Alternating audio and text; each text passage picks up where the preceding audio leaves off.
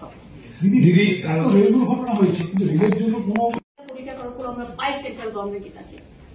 আমাদের টাকা এখান থেকে জিএসটি তুলে নিয়ে গেছে, এখন এক্সট্রা ট্যাক্স।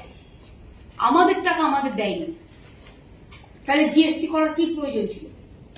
আগে আমরা ট্যাক্স করতে পারতাম, এখন তো কোনো ট্যাক্স আমরা করতে পারি না। আর শুধু শেষ লাগায়, শেষ মানে সবটাই সেন্ট্রাল গভর্নমেন্ট দেবে, স্টেট গভর্নমেন্ট পাবে না, এটা হচ্ছে কায়দা।